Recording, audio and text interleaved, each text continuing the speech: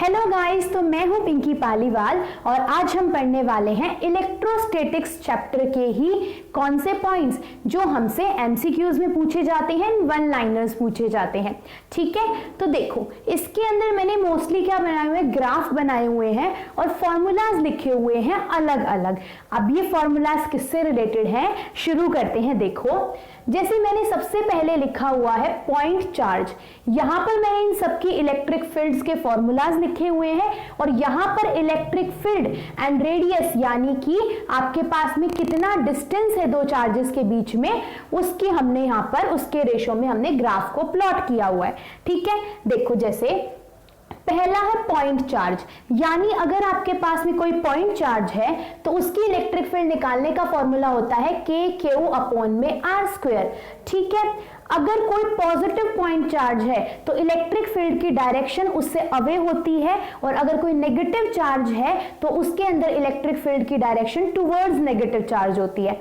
ठीक है, हम जब ग्राफ ड्रॉ करते हैं इलेक्ट्रिक फील्ड और आपके पास में डिस्टेंस के बीच में, तो ये ग्राफ आपके पास में इस तरीके से आता है। ठीक है, नेक्स्ट है आपके पास में इनफाइनाइटली लॉन्ग लाइन चार्ज, यानी क्या है आपके पास में कोई बहुत लंबा सा एक लाइन चार्ज है, मतलब कि एक लाइन है वो इनफाइनाइटली लंबी है और उसके ऊपर चार्ज प्रेजेंट है।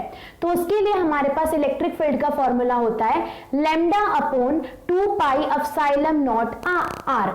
लैम्डा होता है हमारे पास में लीनियर चार्ज डेंसिटी। ठीक है हमारे पास में। अच्छा, इसमें ई और आर का ग्राफ आपके पास में इस तरीके का आता है। जब भी आप देखोगे ना इलेक्ट्रिक फील्ड रेडियस के इनवर्सली प्रोपोर्शनल है। रेडियस नहीं, यहां पर हम आर का मतलब क्या है कि डिस्टेंस क्या है आपका जिस पॉइंट पे आप इलेक्ट्रिक फील्ड निकाल रहे हो और चार्ज के बीच में। ठीक है, उसको हम आर से बोलते हैं, रिप्रेजेंट करते हैं। तो जब भी आपके पास में इस तरीके से इनवर्स रिलेशन दिखाई दे तो ग्राफ आपका हमेशा इस तरीके का आता है। ठीक है, डायरेक्ट रिलेशन कहीं पे है नहीं, जैसे यहाँ पे डायरेक्ट रिलेशन होता है तो इस तरीके से बिल्कुल आपके पास में सीधा ग्राफ आता है इंक्रीजिंग उसमें। ठीक है, उसके बाद में है अगर आपके पास में कोई इनफाइनाइट, ये इनफाइनाइट का सिंबल होता है, infinite non conducting thin sheet है, कोई पतली सी शीट है लेकिन वो कंडक्टिंग नहीं है और इनफाइनाइटली लॉन्ग है, तो उसके लिए इलेक्ट्रिक फील्ड का फॉर्मूला होता है सिग्मा अपॉन में 2 एप्सिलॉन नॉट। सिग्मा होता है आपके पास में एरिया चार्ज डेंसिटी। ठीक है, हमारे पास में लीनियर चार्ज डेंसिटी, आपके पास में सरफेस चार्ज डेंसिटी। ठीक है, अब देखो यहां पर इलेक्ट्रिक फील्ड और डिस्टेंस के बीच में जब आपने ग्राफ बनाया तो यहां पर देखो इलेक्ट्रिक फील्ड तो डिस्टेंस के ऊपर डिपेंड ही नहीं करती, तो ग्राफ क्या आ जाएगा आपका पैरेलल टू एक्स एक्सिस। ठीक है, और इलेक्ट्रिक फील्ड की वैल्यू क्या होगी, सिग्मा अपॉन में एप्सिलॉन नॉट हमने यहां पर लिख दिया। ठीक है, यहां तक की बात। उसके बाद में नेक्स्ट आता है अगर कोई यूनिफॉर्मली चार्ज्ड रिंग है, मतलब कोई रिंग है और उस रिंग के आउटर सरफेस के ऊपर सारे के ऊपर क्या है, चार्ज है, तो उस केस के अंदर इलेक्ट्रिक फील्ड का फॉर्मूला होता है K Q X R square plus में एक्स स्क्वायर इंटू में 3/2। अब देखो आर तो आपके पास में क्या होगी, रेडियस ऑफ रिंग होगी, और एक्स उससे कितनी दूरी पर और क्या रखा हुआ है, आपका चार्ज रखा हुआ है, तो ये आपके पास में फॉर्मूला आ जाएगा। अगर कोई पूछे यानी कि ये तो होगी इस रिंग की रेडियस और इससे मान लिया एक्स डिस्टेंस के ऊपर कोई चार्ज रखा हुआ है, तो टोटल डिस्टेंस कितना हो जाएगा, नीचे आर प्लस में एक्स हो जाएगा। ठीक है, ये मान लिया x था तो इन दोनों का टोटल डिस्टेंस। ठीक है, अब देखो यहाँ पे अगर कोई पूछ ले कि एक चार्ज रिंग है उसके सेंटर पर कितनी इलेक्ट्रिक फील्ड होगी तो उसकी वैल्यू होती है 0। ठीक है, एक क्वेश्चन और बनता है कि इलेक्ट्रिक फील्ड किस डायरेक्शन के अंदर होती है एक यूनिफॉर्म चार्ज रिंग के अंदर।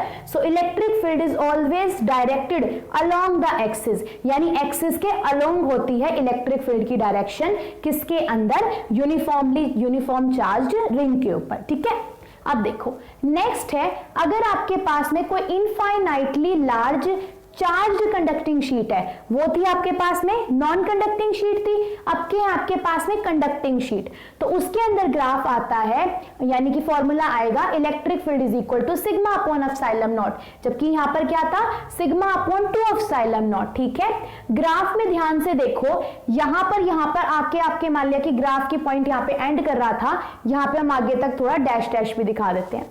ठीक है, यानी तक वैसे हम इसमें भी दिखा सकते हैं, आगे भी हम रेडियस को इंक्रीज करते जाएंगे तो कोई फर्क तो आएगा ही नहीं, तो दोनों का ग्राफ एक जैसा सा ही है। ठीक है हमारे पास में।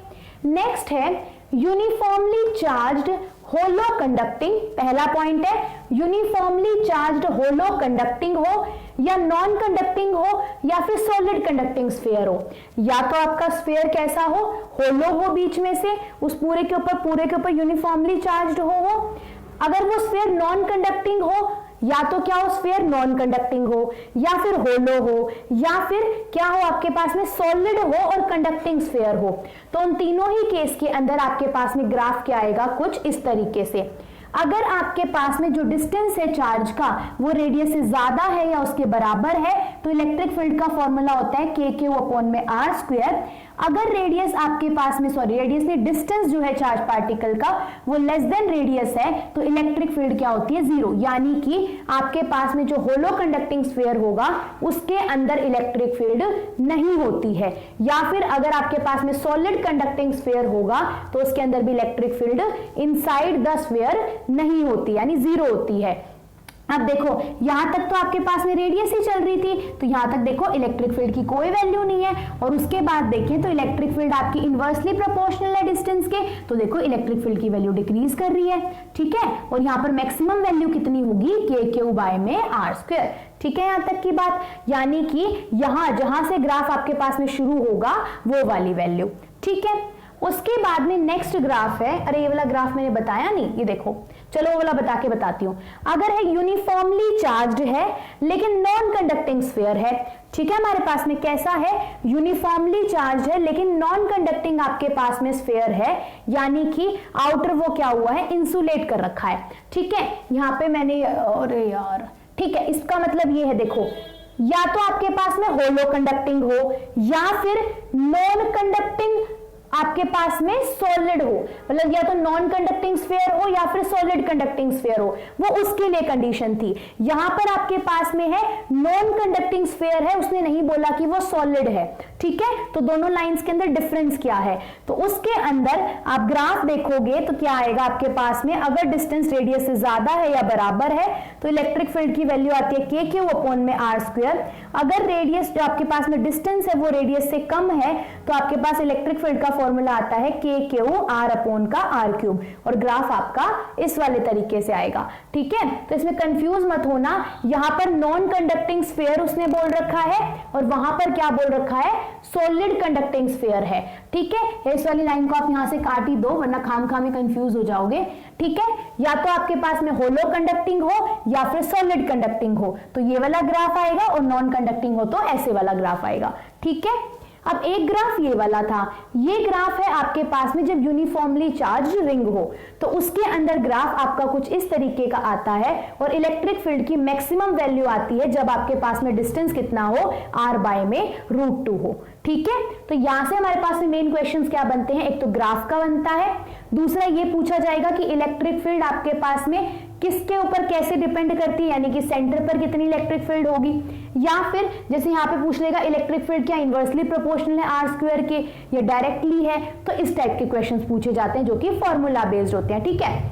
एक यहाँ पर कंफ्यूज करेगा, आपको बोलेगा कि infinitely non conducting thin sheet का फॉर्मूला बताओ, तो इस वाले फॉर्मूले में उस वाले फॉर्मूले में कंफ्यूजन हो सकती है, तो इन दोनों फॉर्मूलाज को हमें अलग अलग याद रखना होता है। तो यहीं पर ही हमारे फॉर्मूलाज हो जाते हैं खत्म इलेक्ट्रोस्टैटिक चैप्टर के।